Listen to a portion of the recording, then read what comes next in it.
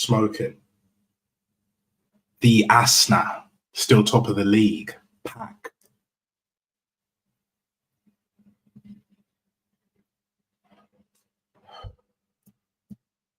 England beat Australia in the Quilter Autumn Rugby Series. Pack.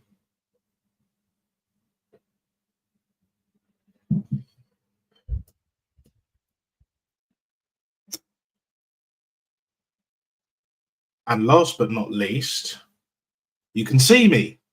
I fixed it.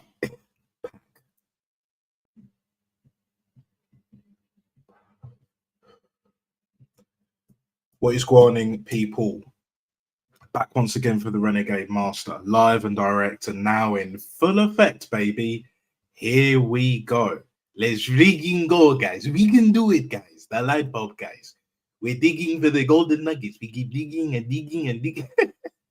You know what I'm saying? Look, thanks for your patience. Why didn't I do this yesterday? It is what it is. It's just how I roll. But you know how I roll, people. A lot on my mind. This, that, and the third. No excuses, but if it's meant to be, it's meant to be. That's the nature of the universe. I don't not only wholeheartedly believe that, I know it to be true. If you know, you know, people. It is what it is.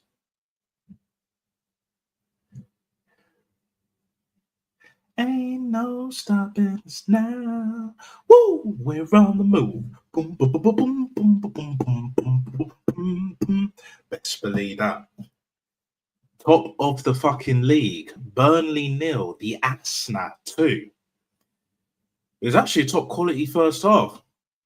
Gyökeres scoring in spite of the manager's tactics, even though we played better in the first half than the second half.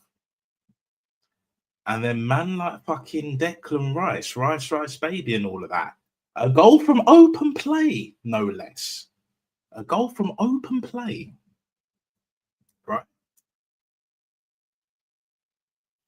Hey, they all count, right? Yeah, granted, the first one was from a corner, but it is what it is.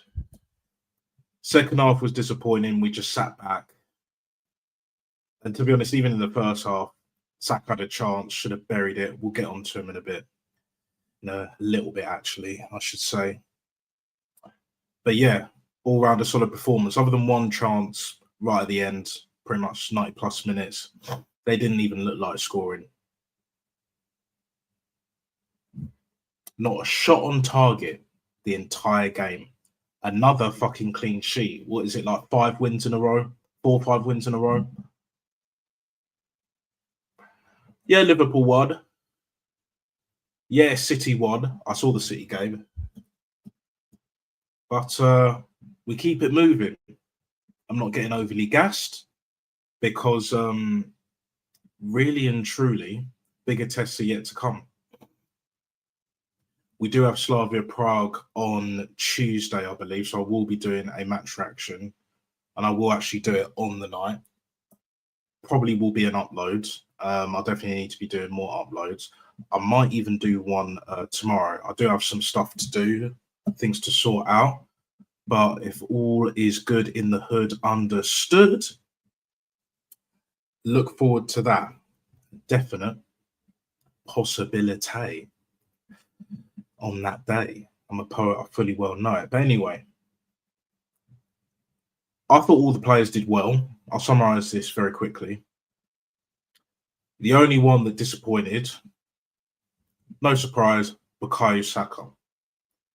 That brother looks exhausted. Exhausted. That guy was trying to go past whoever their left back was, because Trossard was on the other side and he had Kyle Walker. He did well. Few things I didn't like, but as the game went on, he got better. But Bukayo Saka, on the other hand, compared to Leandro Trossard, shocking, bruv. But again, it's down to tiredness and not fully recovering from that injury. That boy needs a rest. He shouldn't have come on the pitch against Brighton. Should have stayed at home. He played a full 90 minutes plus Oh, but he was the captain. Doesn't fucking matter. How many times have we taken off Erdegaard? Whether it's the 70th, 75th, 80th minute, even half time if he's not injured. I think that's happened at least once or twice. Being our captain, club captain, and let's be real, Gabriel should be our captain, and if not him, then Declan Rice. And Declan Rice was my man of the match on Saturday. Best believe that. Best believe that. You know, and it's kind of frustrating. We get a couple of goals up, 1 or 2 goals up, we still sit back. Against better teams, we need to go for it. You know, that Atletico performance we can't rely on. Yes, we got players coming back. You know, Havertz will be back at some point soon. Jesus. Odegaard will take a bit longer. Madueke will be back very soon. And Gab Martinelli as well. Now, I'm going to say something that you may not believe initially, but hear me out, people. Noni, aka Noddy Madueke, having him back will actually help Bukayo Saka's performance as long as Bukayo Saka is getting rest. You know, really and truly, that guy is running on empty, if that. Trying to run past his left back, failing every single time. Had a shot in the first half. Should have dinked the keeper. Try and go for top bins rather than bottom bins. You know, opened up his body. And he kind of projected where he was going to go. He showed the keeper where he was going to go. And nah. Corners hitting the first man. I mean, come on, man. And Arteta's still doing this thing, playing players into form. It's not going to work. I know you're banking on Havertz coming back because we know Gyökeres is getting dropped regardless whether Gyökeres is playing well or not, scoring goals. So, yeah, what more can I say? Roll on Slavia Prague. I expect at minimum 5-0 slappage. I think we're playing them away from home. But whether we're home or away, it doesn't matter. It doesn't matter. Let me actually, do you know what? Let me double check that. Yeah, we're playing them away. Oh, it's 5:45. Ooh. And then our next Premier League game is Sunderland away. Let me just have a look here. Then it's international break after Sunderland, and then we've got Tottenham at home. I believe that's 4:30 Sunday, the 23rd of November, Sunday, I believe. Kick off. And then we've got Brighton on the Wednesday at 8. Ooh, Chelsea on the 30th away. Brentford at home on the 3rd. Villa away on the 6th. We've got some tough games, man. We've got some very, very, very tough games. In the new year, 8th of Jan, Liverpool at home. We've got Inter away on the 20th of Jan. We've got Man United at home on the 24th. The Liverpool game we need to win. Definitely need to win. We've got Everton away on the 21st. Brighton at home, we need to beat them again, but just in the league this time. Wolves, we need to slap them. That's on the 13th of December. Yeah. This is where we're at, people. This is fucking where we're at. And we need more 90-plus minute performances, more consistency. That's exactly what we need. We should not be a one-half FC like Tottenham were last season. Yeah, they won the Europa League, but look at them now. Fucking hell. I'm glad we didn't get Xavi Simons because I don't know what's happened to that guy because technically, I don't think he's a scrub. I think technically he's sound. But for whatever reason, it's just not happening. It's like he just can't be fucked. Like whenever things don't go his way, he always looks like he's about to fucking cry like a baby. when he gets even a little bit hot and bothered, like it's comical. It's comical on a real. You know what? Before I go into the England rugby, and I'll touch on Bath a bit as well. Let's get into these couple of comments. Big up Zir Talks. Arsenal winning. Are you confident in winning the Premier League? You know what? At this moment in time, it looks good, but I'm still not convinced. Because I'm just looking at the Premier League table right now. Everton are playing Sunderland tomorrow. I have a sneaky feeling either Everton will win that or they'll get a draw. That's the way it seems to me. Because Bournemouth lost, they're still fourth. That won't last. Tottenham are fifth. That won't last. Chelsea is sixth from the same points with less goal difference. Liverpool have got a 4+ goal difference. Jesus. We've conceded 3 goals. Liverpool have conceded 14. Man City have conceded 8, although they've scored 20. So we are 6 points ahead of Man City. We are 7 points ahead of Liverpool.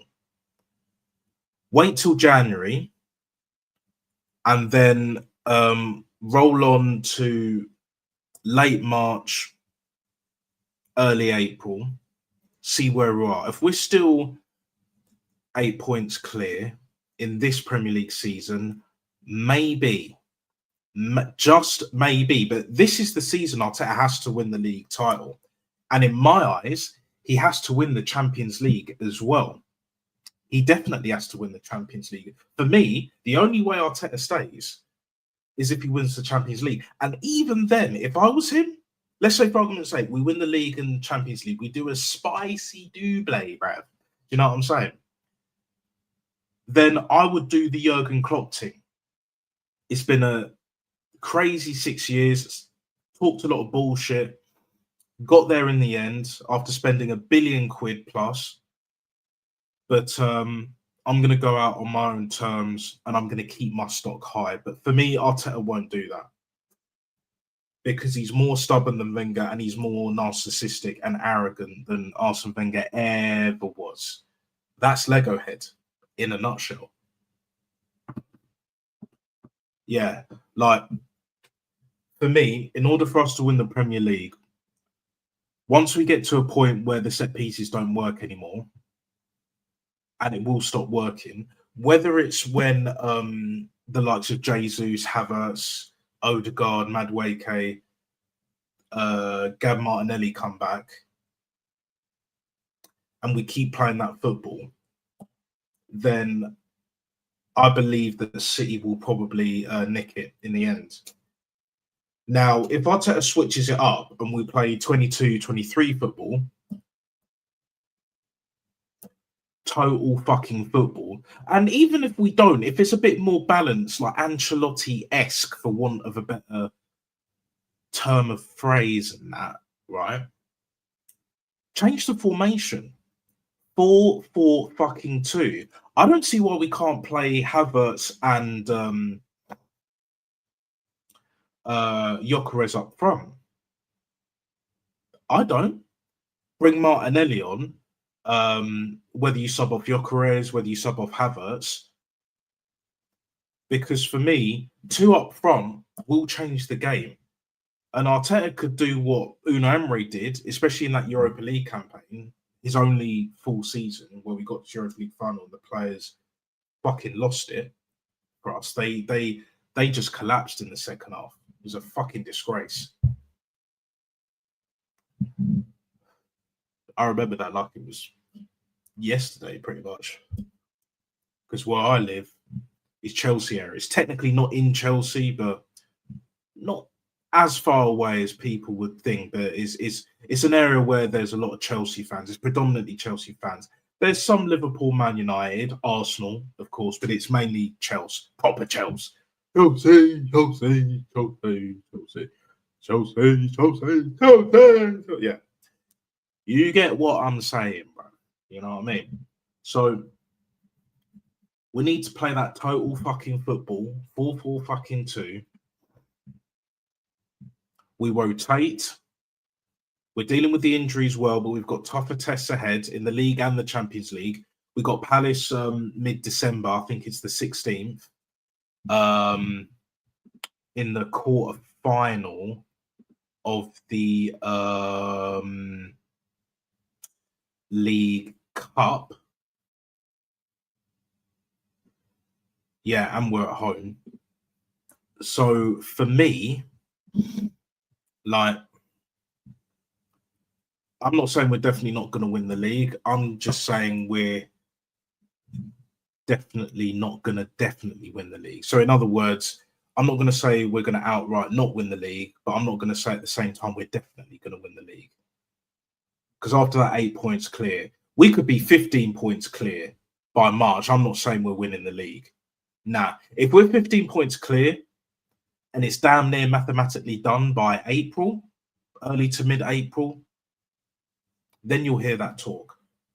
But right now, you know, we're in November. No chance, bruv. No chance. Absolutely no chance. Not going to hear me say that shit. That's for damn sure.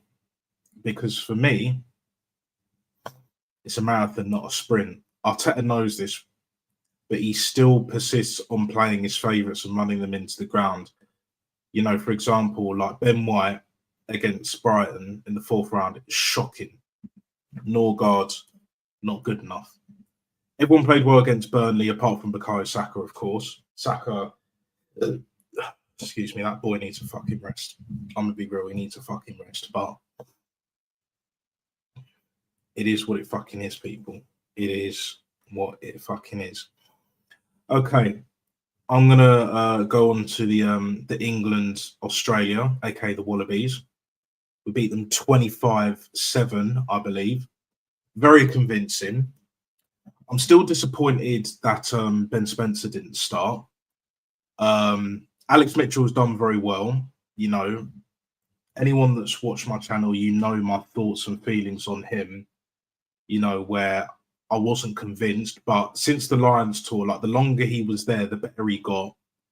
And with England, he stepped up because he knows, like, my thing for me, it's not that he was ever a bad player. It was just he's not like Van Kickbox, Van Slow, Van Crap, Van Injured, bruv.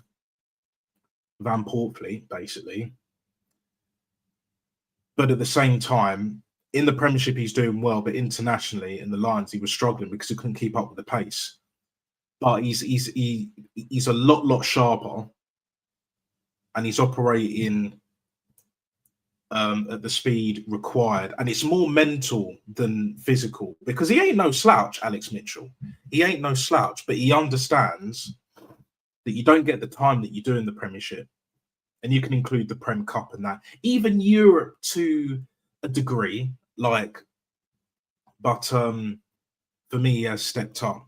Ollie Lawrence, I would love to see him in there, but you know, he's still coming back from his injury. His ankle injury, I believe. So I can understand him not being in the squads, not starting, etc. The one, well, there's two actually. On the left wing, there was Feu Waboso. I'm glad that he's back because he's one of our best wingers that we've got. But the other one is Henry Arundel. And you had another guy on there, I can't remember his fucking name, but he was playing on the right wing. Feu Waboso was playing on the left wing. I'm fucking glad Freeman weren't there, even if he is technically injured or whatever, you know, on the bench. I'm not too sure. But either way, anyway, it's like, why wasn't Henry Arundel starting?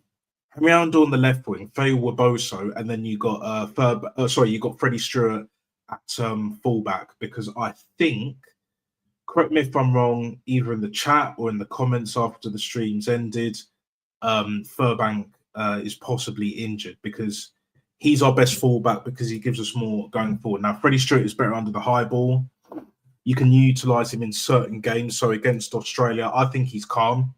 I would never play him on the wing because, yes, he's big and strong, but he's not quick enough. And more so, it's not even just the pace so much. It's like he's not mobile enough. You know, he's more of a specialist fullback. He's not one of them fullbacks where he can play left or right wing. You know, he's not an Elliot Daly's a good left winger, but he's even better at fullback, and his best position is 13. Anyone that knows rugby knows that shit. You know, you got George Ford playing 10, and to be fair, he does deserve to be there because he has been playing well. That because I thought he was finished, but the tour to Argentina, he was probably man of the tour, to be perfectly honest. Now I still believe that Marcus Smith is the one, but Bummy Borthwick, don't rate him like that. Same with Ben Dombrand. I'll get on to him in a sec. You know, he prefers Finn Smith at fly half to Marcus Smith and then George Ford as well. But we need to be starting Marcus Smith, even against the likes of Australia. I believe we've got South Africa next. I would start Marcus Smith because Marcus Smith, what he gives us going forward, outweighs what he lacks defensively. But truth be told, I don't think he's that bad defensively. Like, he's not that much worse than George Ford or even Finn Smith defensively. Let's be real. But George Ford is sound. He's basically like James Milner in the middle of the park. George Ford, steady Eddie, you know, not anywhere near as good goal kicking wise, you know, compared to like an Owen Farrell, because that's the only thing he excels at. I stand by it. You know, he'll play a brilliant pass here and there, but he just slows the game down way too much. And defensively, he's mad overrated. He's big, strong. He'll put the shoulder in, but he's a liability, bruv. And even Borthwick knows. You keep playing Owen Farrell, drag this team down. He can play for Saracens till he's 50. I don't give a fuck. But that cunt better not be near England. And to be honest, whether Andy Farrell's coach or not, head coach of the Lions, which I fucking hope he isn't, I don't see him on that Lions tour even as a backup. I really don't. Because I believe Finn Russell, as long as he's fit, will be starting. Marcus Smith. Crowley's decent, but he's not on the level of Marcus Smith. He's not on the level of Finn Russell, nowhere near. Finn Russell's a maverick. He's a proper fucking baller. Marcus Smith as well, to a lesser degree, but on a slight thing. And Finn Smith I do rate, but, you know, he's better defensively than going forward, but he's a better goal kicker than George Ford. You could argue if he's better at goal kicking than Marcus Smith, but for me, them two are the ones. Start Marcus Smith, and then, you know, I think at this moment in time, I would put George Ford on the bench, battle it out with Finn Smith, and then George Ford, I believe. I don't know if it's going to be after the Six Nations, so after next year, maybe even he might make the World Cup, the Rugby World Cup. And to be fair, he should have made at least one or two Lions tours, whether it's a South Africa one or the New Zealand one, but at least as a backup. But yeah, I believe Mike Tyndall's never been on the Lions tour, and Mark Tyndall was quality, you know, as divisive as he is. Like, it is what it is. It can happen. Ben Youngs has been on the Lions tour. Should have been on more. Should have been on the New Zealand one, but for family reasons, fair play. It is what it is. You know, I wouldn't personally. You know, I would just firm it. You know, like, because it's one of those where It's a once in a lifetime. You're not going to get that back, you know. Now, people can argue, well, if it's like the birth of your son and or daughter, you won't get that back. But parental planning, guys, do you know what I'm saying? I know things can happen unexpectedly. I hear it. I'm not a dickhead. But look, that's just me. And I know there are other guys, especially in the past and even recently, that have done that. And you know, it can be seen as, you know, detrimental, but the truth of the matter is, as long as you get back and you're there,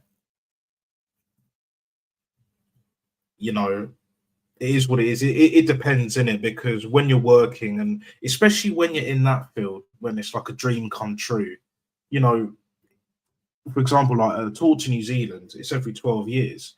Yes, a Lions tour is every 4 years, but you're not going to the same destination. It's not like, well, I stay fit and all of that and I perform at an elite level, I can go in the next 4 years. If that was the case, I'd be like, yeah, you know what, fair enough. But it's every 12 years. And it may be your last Lions tour. Like, Lions tours are special. You know, as a man in particular, I know there's a women's Lions tour coming up in a couple of years, just shy of that. But yeah, it's just like, don't be surprised if there's any kind of personal issues, family issues, and there's still chicks that are going to choose the Lions tour because it's a once in a lifetime opportunity, even if the family are against it and all of that. It is what it is. I understand it. But the guys, you know, they're not the same guys as they were back in the day. It's a new world, but it's not a brave new world.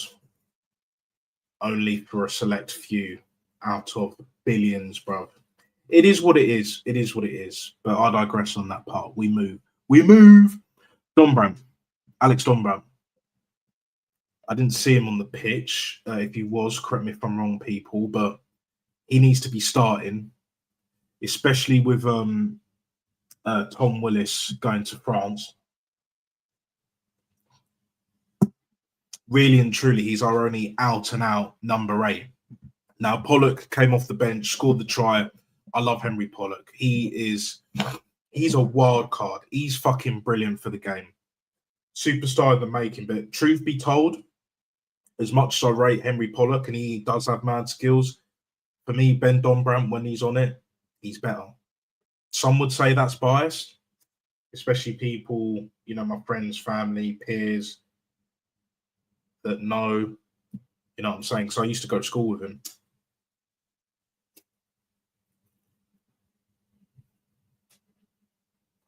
At the end of the day, right,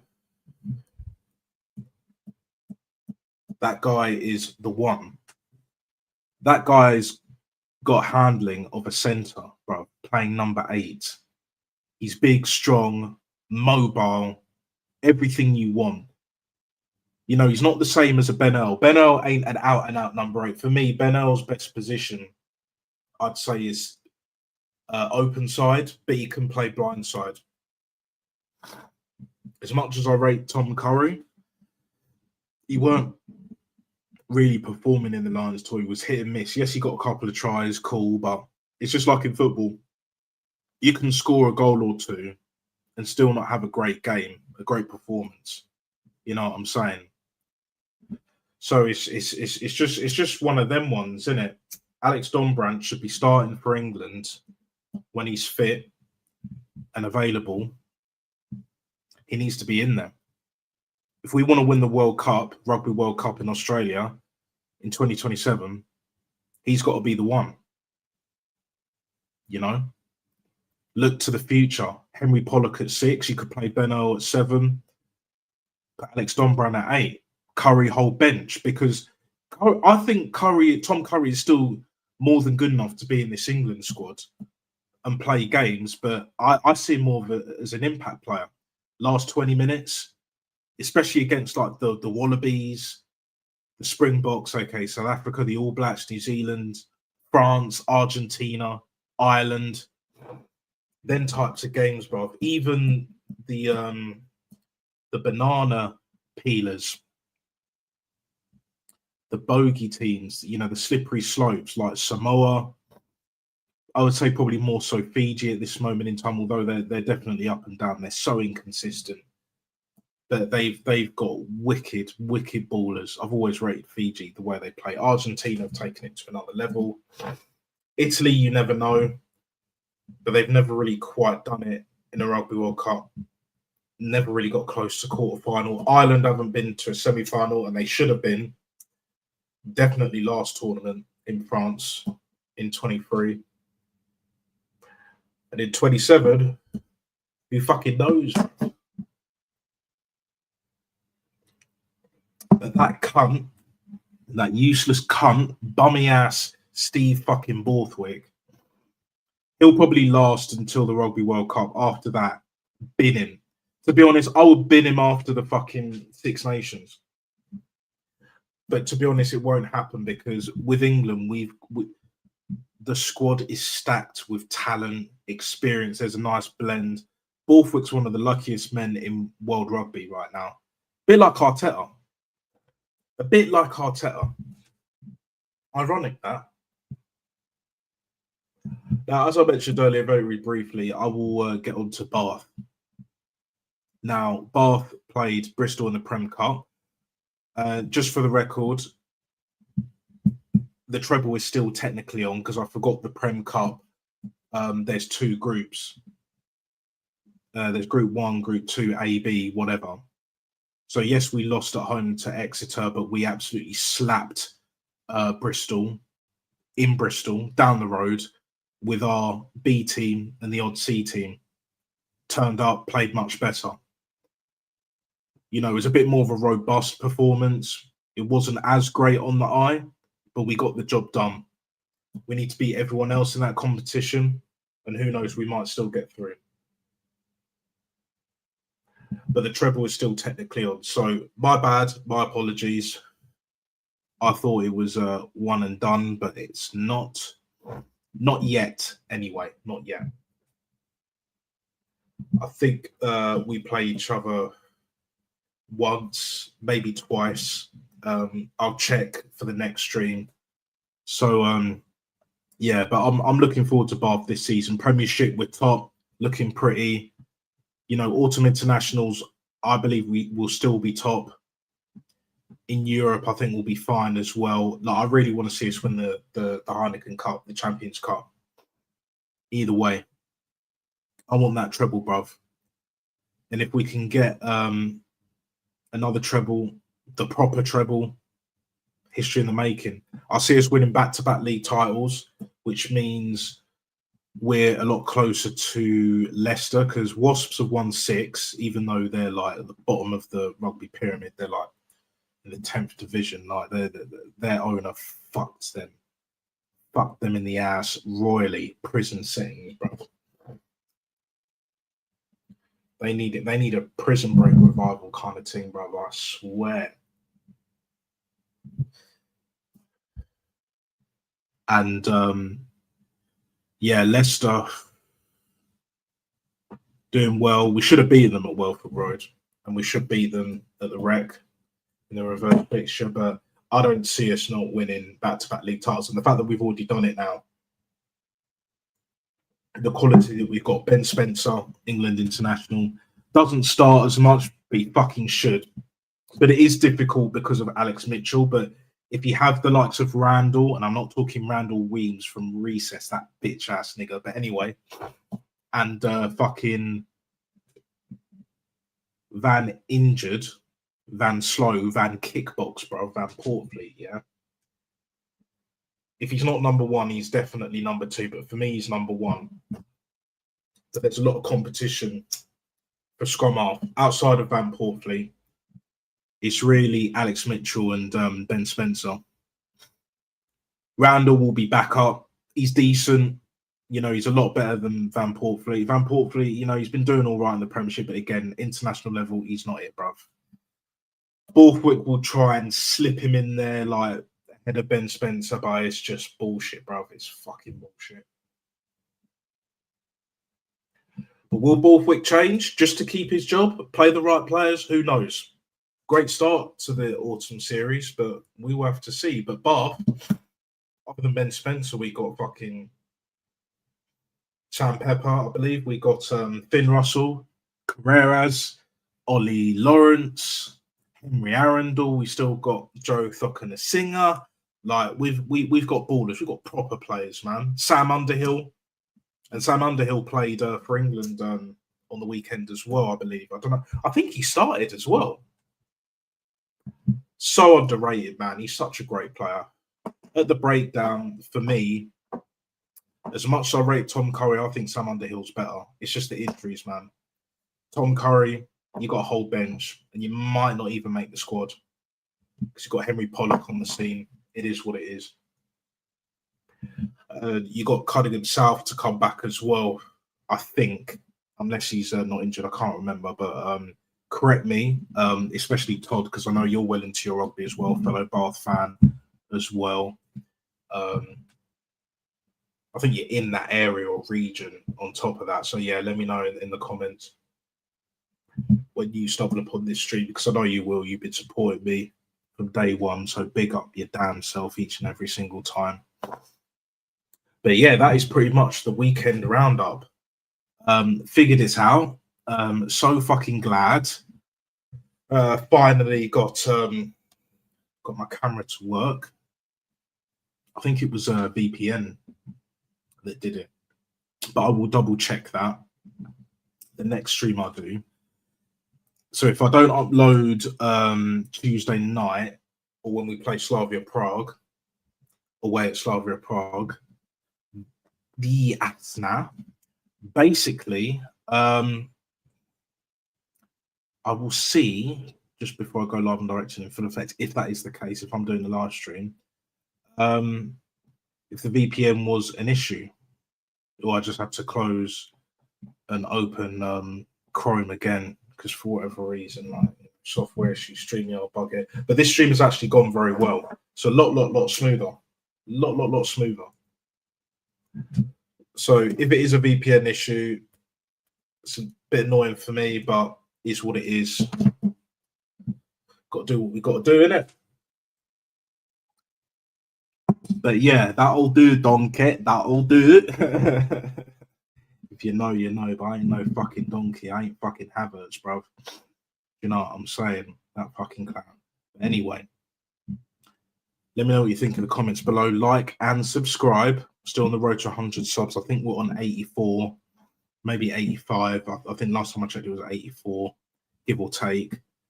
Hit the notification bell so you will never ever miss whenever I go live and direct in full effect, or whenever I upload a video. So most likely the next upload will be Tuesday. There might be one later on today, technically, as it is 20 past 2 in the morning as I speak. But yeah, onwards and upwards. The Assna, the Arsenal on top for now. Champions League, we're right up there for now. All looking good in the hood, understood.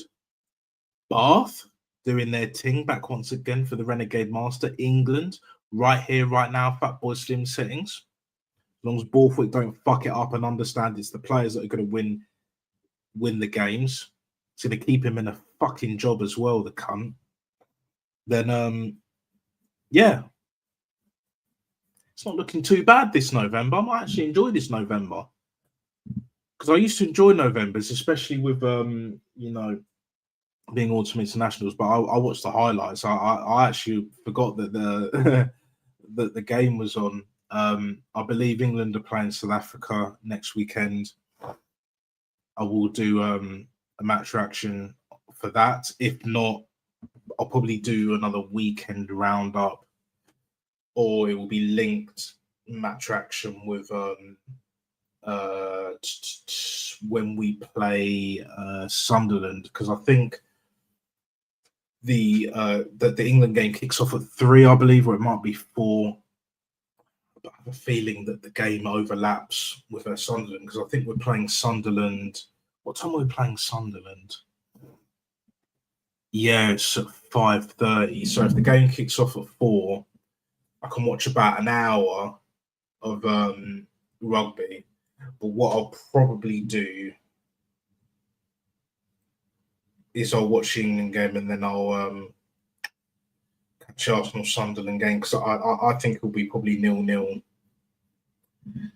in the first like 25 minutes, give or take, because Sunderland are better than Burnley, especially at the stadium like their gaff. It is what it is. But yeah, stay tuned because there'll be more uploads and live streams coming soon. Stay true to yourself. All the best. Hopefully you had a great weekend, and I will see you when I see you. Take care, people. Peace and love.